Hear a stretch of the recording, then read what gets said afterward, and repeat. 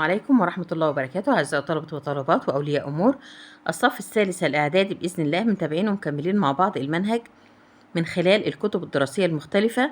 كتاب جيم، كتاب بايبت، كتاب المعاصر. الفيديوهات موجودة على القناة. بإذن الله ناخد مع بعض دلوقتي إكزام 3، الاختبار رقم 3، قليوبية كفرنوريت، محافظة القليوبية، من ملحق كتاب بايبت بداية من صفحة 119. أول سؤال بيقول لي finish the following dialogue، قم بإنهاء الحوار التالي. وأول سطر ده بيكون مهم جدا، بيعرفني المحادثة بتتكلم عن إيه. بيقول لي إسام and عادل are talking about next summer holiday. إسام وعادل يتحدثان عن أجازة الصيف أجازة الصيف القادمة. إسام بيقول له هلو عادل، أهلا يا عادل. where will you go next summer holiday؟ إلى أين ستذهب في عطلة أو في أجازة الصيف اللي جاي؟ عادل قال له حاجة، فهنا هنا إسام قال له إيه؟ المفروض إسام اللي بيرد عليه. إسام قال له شرم الشيخ، وبيستغرب كده. يبقى هنا ردت كلام عادل. يبقى عادل قال له أنا سوف أذهب إلى شرم الشيخ. يبقى هيقول له هنا I will go to شرم الشيخ، أنا سوف أذهب إلى شرم الشيخ. يبقى يو هتحول إلى I، وأي معاها will، وبعد كده المصدر I will go to شرم الشيخ، سوف أذهب إلى شرم الشيخ.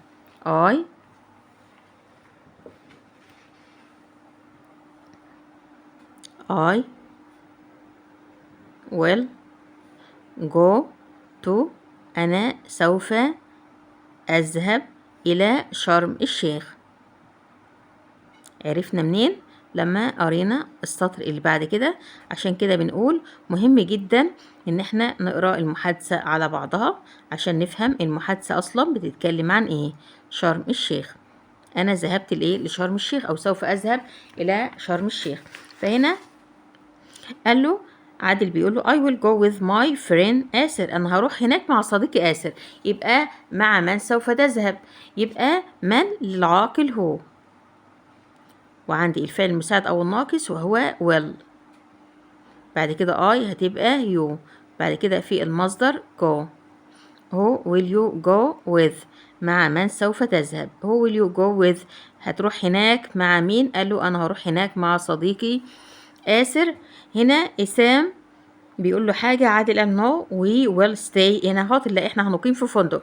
يبقى السؤال هنا ده سؤال بقى، يبقى السؤال كان بهل. هل سوف تقيم، وقول بقى مكان تاني غير الفندق. مثلا هل سوف تقيم في شقة سكنية؟ يبقى will you stay in a flat؟ هل سوف تقيم في شقة سكنية؟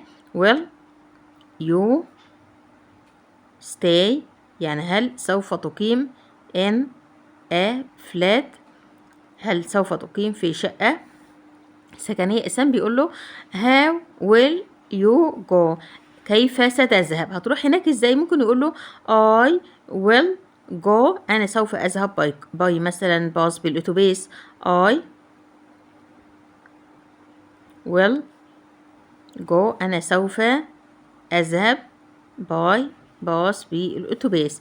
إسام بيقول له how long will you stay؟ كم المدة اللي هتقيمها هناك؟ هيقول له هنا we will stay، نحن سوف نبقى أو سوف نقيم هناك لمدة. we will stay يعني سوف نبقى أو سوف نقيم هناك for a week لمدة أسبوع. for a week لمدة أسبوع.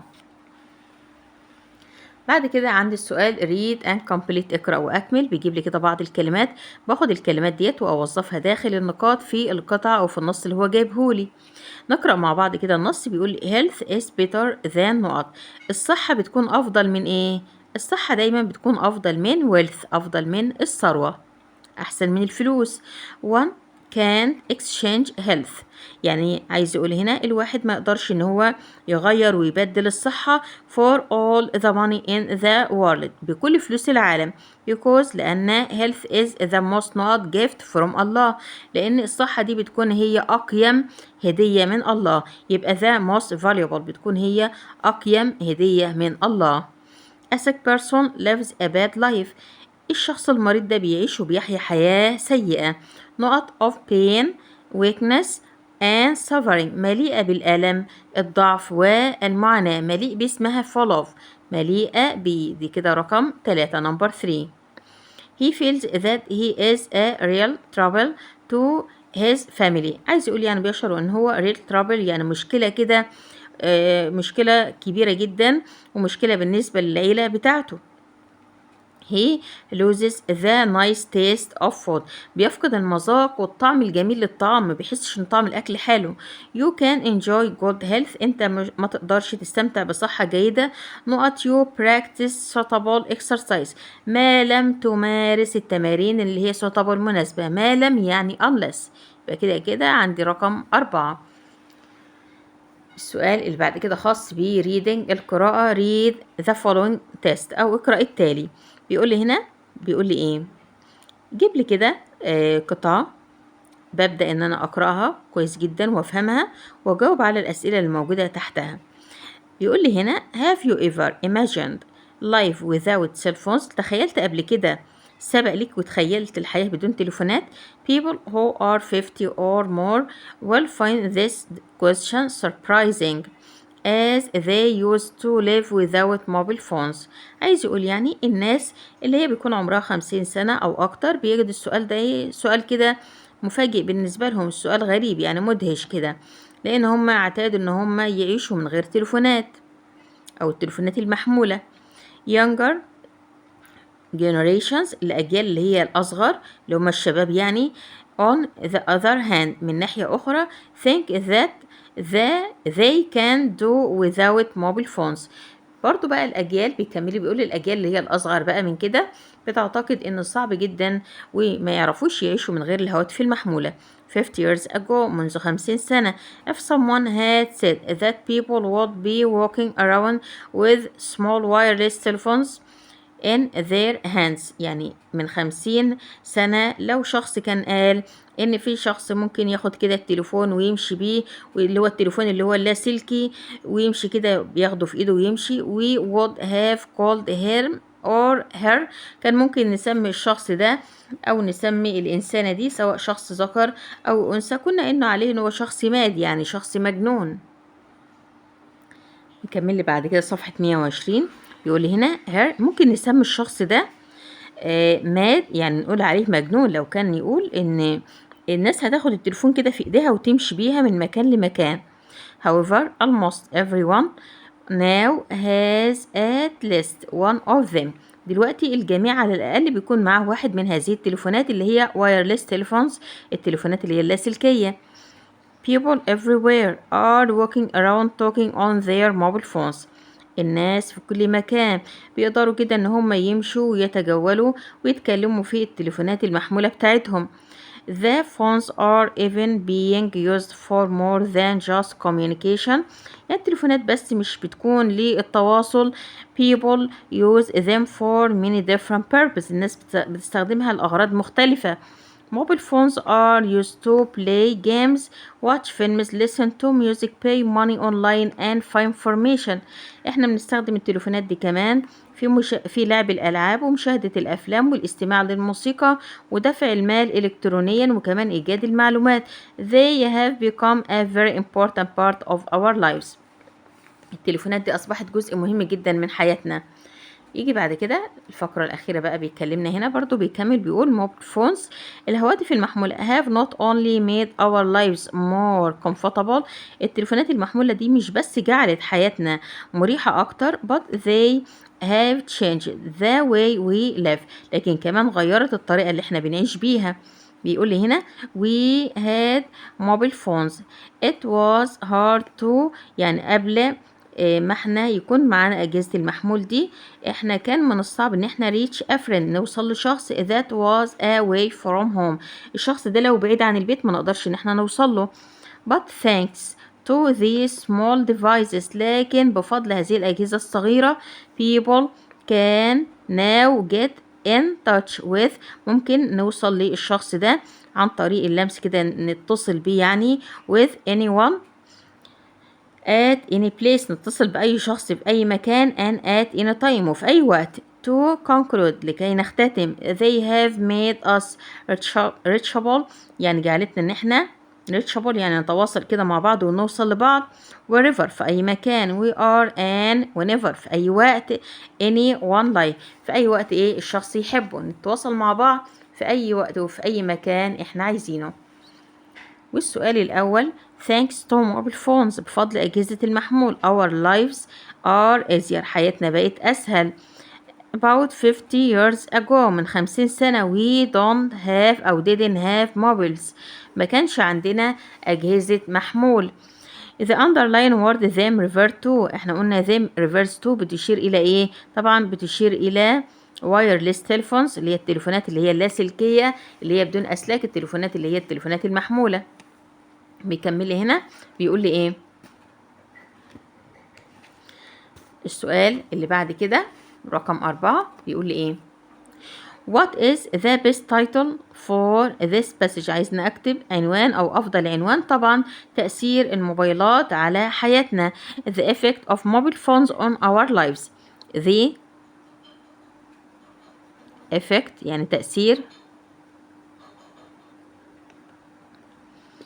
of mobile phones الهواتف المحمولة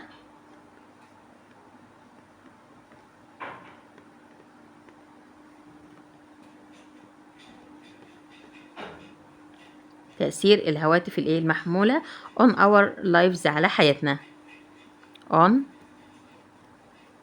our lives تأثيرها على حياتنا.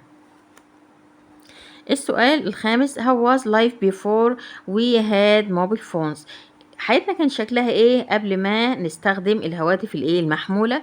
هنقول هنا it was hard ده كان من الصعب ان احنا يعني نوصل لشخص يكون بعيد عن البيت. it was hard كان من الصعب to and reach someone ان احنا نوصل لشخص ما reach someone ان احنا كان من الصعب ان احنا نوصل لشخص ما. صعب ان احنا نوصل لشخص who away from home بيكون بعيد عن المنزل who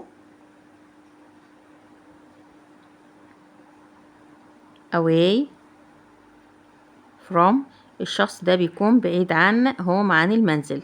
لو الشخص بعيد عن المنزل بيكون صعب ان احنا نوصل له. بيكمل لي السؤال اللي بعد كده بيقول لي what are mobile phones used for الهواتف المحمولة دي بتستخدم في ايه. نرجع كده مع بعض القطعة هنلاقي هنا بيقول لي هنا الاستخدامات الهواتف المحمولة. هنقول هنا الهواتف المحمولة دي mobile phones ممكن ان هي تستخدم لأغراض مختلفة. mobile phones الهواتف المحمولة are used to play games بتستخدم في لعب الألعاب watch films مشاهدة الأفلام listen to music الاستماع للموسيقى pay money online ودفع النقود إلكترونيا and find information وكمان إيجاد المعلومات. دي كده إجابة السؤال رقم 6. تعالوا بقى كده ننزل للسؤال اللي بعد كده وده خاص بالاختيارات. بيقول لي إيه بيقول لي هنا رقم 1 نقط is the synonym of the word strange معنى كلمة strange الكلمة اللي هي معناها غريب بتساويها في المعنى كلمة unusual يعني حاجة غريبة حاجة بتكون unusual يعني غير عادية.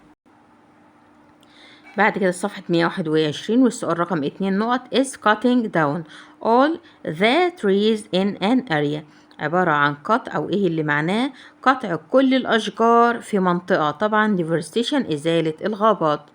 we add the prefix نقط to get the opposite of the word expensive احنا بنضيف البدائل عشان نحصل على العكس من كلمة expensive. بنضيف لها هنا حروف ايه في الأول. طبعا هنضيف لها الاي ان تبقى inexpensive يعني رخيص أو غير غالي الثمن. رقم 4 نقط is a piece of equipment you use to see things that are far away ايه احد المعدات اللي بنستخدمها عشان نشوف الاشياء اللي هي بتكون بعيدة. طبعا جهاز التلسكوب. the planets go around the sun الكواكب بتدور حول الشمس. the words go around means الكلمة دي معناها ايه ايه اللي بيساويها بالمعنى بيساويها في المعنى نقط the sun orbit the sun يعني بتدور حول الشمس. The fossils were preserved well for further study، يعني الحفريات ديت تم حفظها عشان الدراسة. this means they were معناها ان هي ايه؟ يبقى كلمة preserved بتساوي في المعنى كلمة kept، يعني تحفظ او تم حفظها. جايب لي بعد كده الأسئلة الخاصة بتصحيح الخطأ، والسؤال رقم 1 بيقول لي he نقط his homework by the time he slept، هو أدى عمل الواجب بتاعه قبل وقت النوم. باي زي كلمة before بيجي لها قبلها الماضي التام، يبقى الماضي التام مع أي فاعل هاد، والتصريف الثالث للفعل يبقى هاد done، يعني أتم وكمل واجبه قبل ميعاد النوم. فاطمة said that she نقط tired the day before، فاطمة قالت إن هي كانت متعبة اليوم اللي قبل كده. يبقى عندي هنا بيبدأ لي ماضي بكمل ماضي، يبقى شي هتاخد معاه في الماضي was، إن الشيء مفرد. ممكن كمان تاخد ماضي تام، يعني ممكن مثلا نقول إيه؟ نقول had والتصريف التالت من بي وهو بين، had been، يبقى had اللي هو في الماضي التام أو زمن الماضي التام، والتصريف التالت من بي وهو بين. كانت tired متعبة. if I were a millionaire لو أنا كنت مليونير I نقط the poor، كان محتمل أساعد الفقراء. بعد if قبل الماضي البسيط يبقى الجملة اللي بعد كده هتكون would والمصدر يبقى would help، يعني كان محتمل إن أنا help إن أنا أساعد the poor الفقراء. English language اللغة الإنجليزية speak all over the world بيتم التحدث بيها في جميع أنحاء العالم. اللغة الإنجليزية مفرد، مش هي اللي بتتحدث، لا بيتم التحدث بيها، يبقى جملتي مبنية للمجهول، يبقى هناخد is وكمان التصريف التالت من speak يبقى is spoken يعني بيتم التحدث بها. رقم 5 بيقول students should avoid نقط noise in the class، الطلاب ينبغي عليهم ان هم يتجنبوا عمل ازعاج في الفصل. avoid بيجي بعدها الفعل بتاعه مضاف اليه ing، عندي make بتنتهي بالاي يبقى انا هكتب كده making، بحذف الاي وبضيف ing، يتجنبوا عمل ضوضاء وازعاج في الفصل making.